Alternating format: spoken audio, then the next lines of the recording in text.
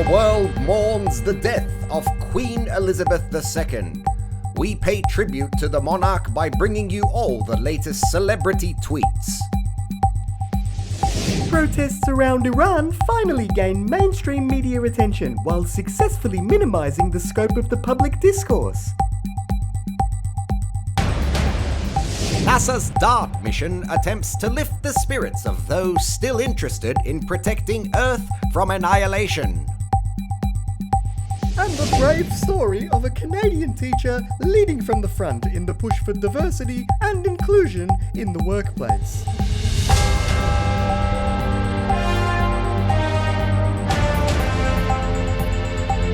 The only news program watched by Elizabeth Alexandra Mary Windsor, according to sources familiar with the monarch. Information News Network with Brian Sockington and Sandy Hosier. Plus, all the excitement of the AFL Grand Finals return to Melbourne after a 2-year COVID hiatus. And Jane Bunion with the English weather report for people in line paying their respect to the former Queen. The longest reigning and most loved British monarch in history has died at the age of 96. Buckingham Palace confirmed the passing of Queen Elizabeth II and the ascension of her eldest son, who will become King Charles III. The death has shocked people around the world, many unaware a queen could die, having never experienced it before. Her coffin will lie in state for 4 days at the 900-year-old Westminster Hall, only 804 years older than Her Majesty. Millions of ordinary people, as well as more important dignitaries from around the world, are making their way to London to pay their respect to the monarch. Global leaders will meet the newly appointed Prime Minister Liz Truss, who was personally appointed by the Queen just 2 days before she died. Police are yet to confirm whether any foul play was involved. However, Labour supporters and politicians are already questioning Truss, suggesting fuel expenses and taxpayer dollars could have been saved had she just remained at the palace until the Queen died. Australians are also in mourning for the loss of their head of state. Prime Minister Albanese addressed the nation in a stirring and emotional tribute.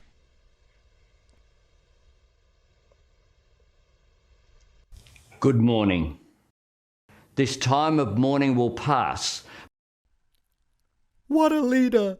Victorian Premier Daniel Andrews, on the other hand, continued to accept no responsibility for an accident involving the Queen years ago.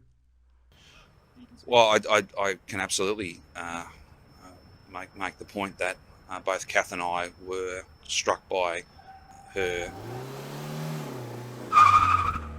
So, as the world comes to terms with the passing of Her Majesty, tragically taken from us after just 96 years, we take a moment to look back on an innings well played, as they might be saying at the Lord's Cricket Ground in London today. Here's our tribute to the much-loved Queen.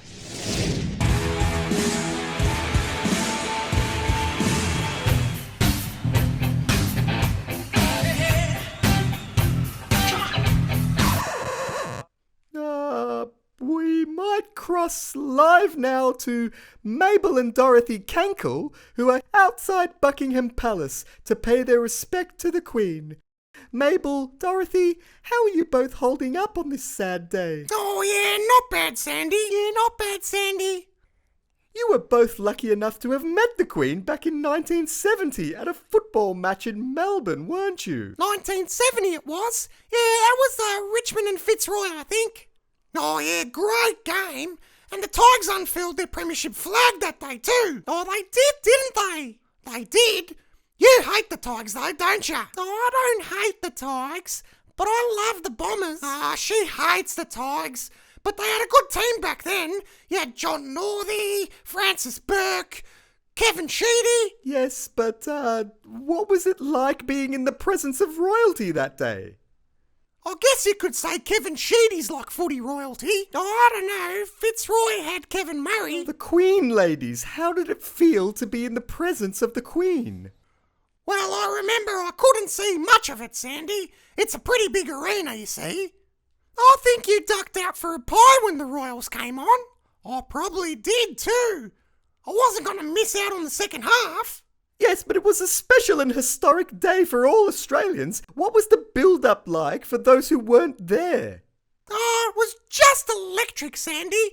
We'd walk down Batman Avenue, as it was called back then, and you'd see the MCG grandstands right in front of you. We'd all been waiting all summer for the footy to start.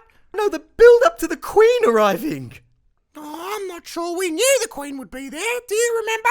Please tell Well, us. I know it was a Sunday afternoon, which was strange because footy wasn't played on the Sabbath before the Queen came, but my priest assured me it wasn't satanic or anything, and that it wouldn't be a sin to watch the Tigers unfurl the flag. So I got in my car and picked up Dorothy, and we got stuck in traffic on Hoddle Street for 3/4 of an hour. I honestly blame the whole royal family for the traffic and for Richmond losing. Plus, we missed the first quarter. That's why you got the pie at half-time. Well, at least it sounded like a pretty good game of footy. Mabel and Dorothy Cankle there with some insights into the life and times of the Queen. Thanks, Sandy. Bye, Sandy. What more can we say about Her Majesty the Queen that hasn't been said already, Brian? Absolutely nothing, Sandy. So instead, we pay tribute to the Queen through the words of those who were closest to her. The rich and famous elite who have taken to Twitter to signal their virtue in 280 characters or less. We've shortened them further and removed capitalization and punctuation to make it easier for our younger viewers to read.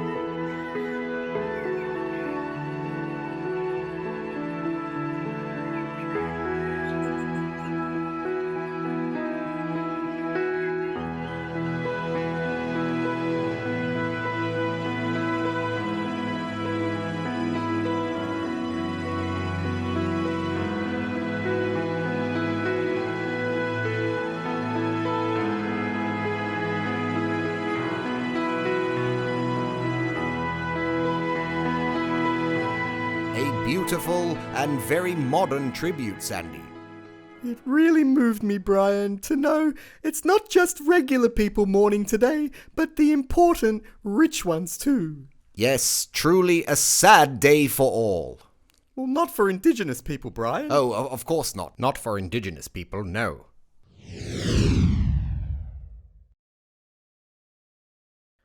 To events unfolding in Iran now and the tragic death of 22-year-old woman Mahsa Jina Amini, arrested by Iran's so-called morality police and Islamic guidance patrol for incorrectly wearing the mandated hijab headscarf.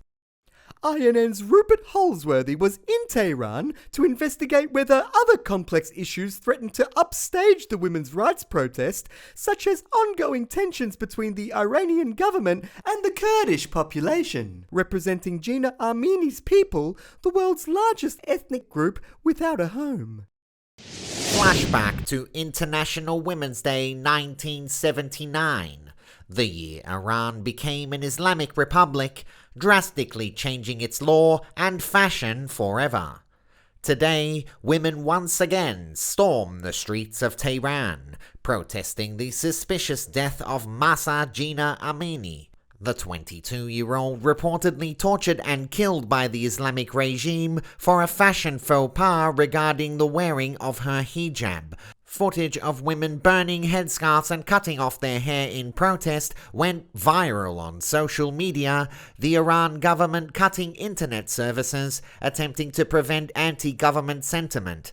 But the story was too engaging for Western audiences, many discovering there were urban areas in the country for the first time, and that women and minority groups lived there. I couldn't believe it when I saw the pictures. I thought it was Europe. The women, they feel more like real people now. I mean, I don't care about the politics or the religion, but I stand against having to wear a head covering all day.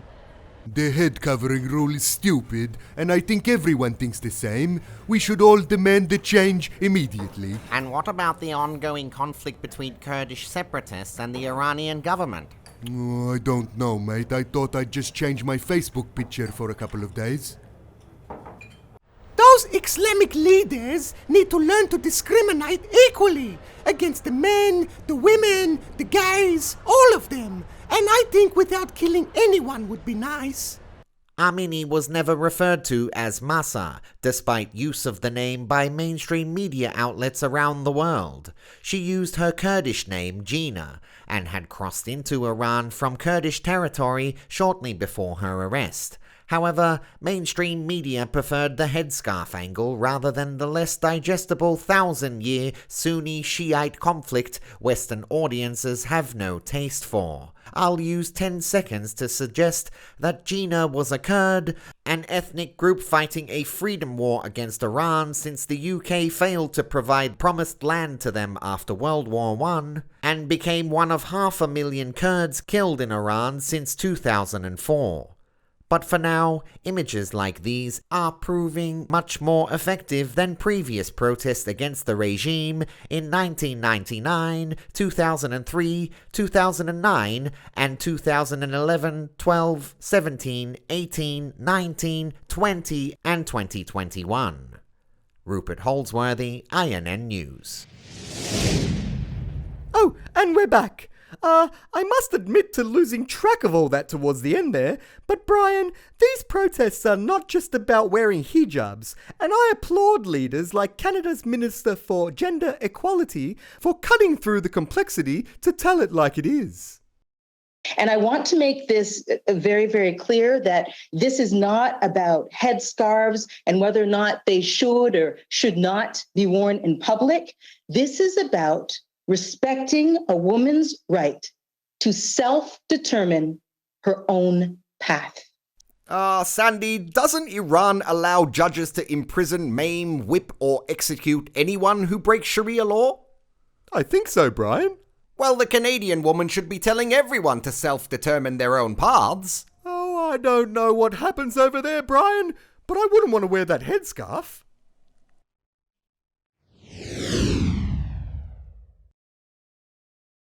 A NASA spacecraft has successfully crashed into the asteroid Dimorphos, part of the DART or Double Asteroid Redirection Test Mission.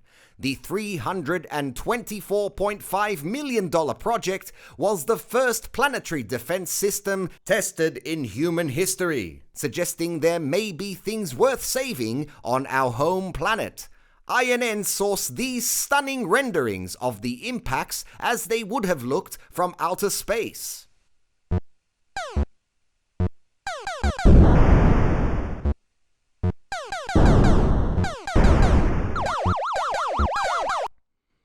And while Dimorphos pose no immediate threat to life, it is hoped that results from DART will inspire new thinking on the effect US military strikes have on innocent bodies here on Earth. No such discussions have been confirmed to date. Stay with us after the break as Joe Sockic and Jane Bunion do a super quick sports and weather report.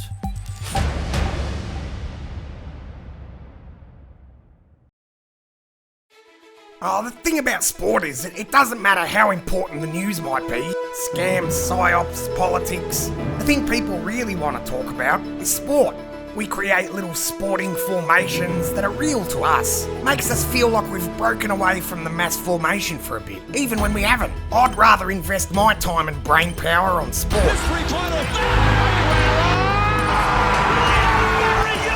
Rather than things I don't have to think about. And I think most people feel the same way. Join INN's #1 sport reporter Joe Sockic on INN News.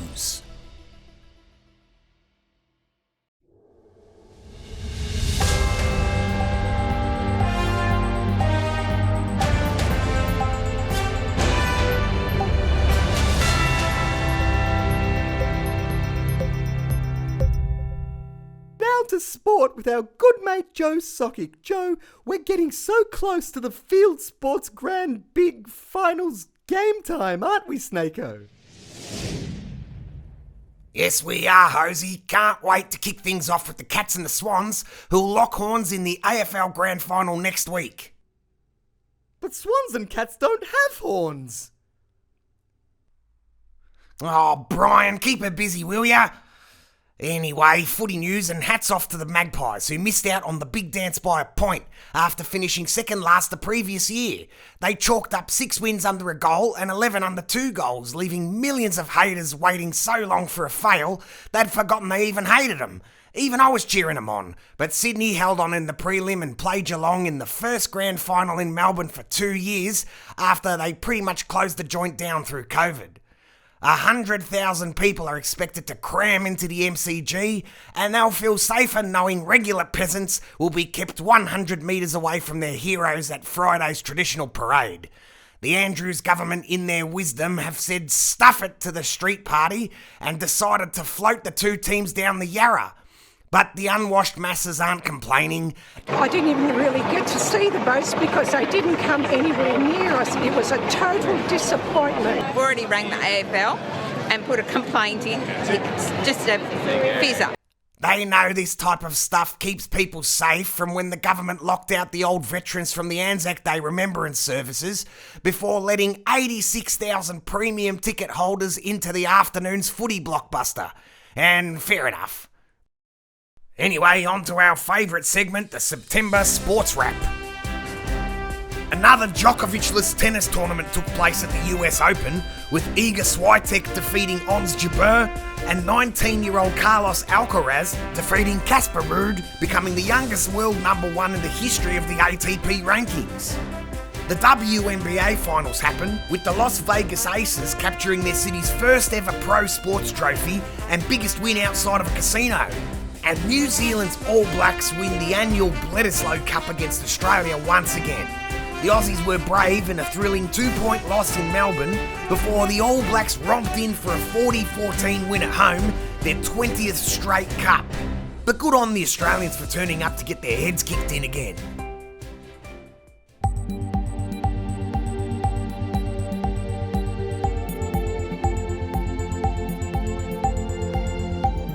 Thank you, Joe. And now to Jane Bunion and the weather. Jane, how severe is the weather and how long an outlook can you give us? Well, as you know, I work with the Bureau of Meteorology to make sure INN viewers get the absolute best guesses they can get about the weather in Australia and abroad. But unfortunately, our long-term forecast is not looking good in any state or territory in the country. Here's a summary of the Bureau's long-term forecasts state by state. New South Wales can expect dams and rivers to be at capacity, with any rainfall likely to cause widespread flooding, especially during unusually high tides around January. Queensland will get more rain and high tide flooding too, plus a 74% chance of exceeding their annual tropical cyclone average of 4. Victorians have been warned about a higher risk of thunderstorm asthma and hay fever during the spring season, when they typically occur, but worse. Also, there'll be an elevated risk of fire due to recent rainfall causing things that catch on fire to grow more. Western Australia has a 69% chance of increased cyclone activity due to the warmer ocean waters in the Kimberley and Pilbara. The Northern Territory starts wet season early due to the warmer La Nina conditions, creating heightened risk of fire centrally and a 61% chance of increased cyclone activity near coastal regions.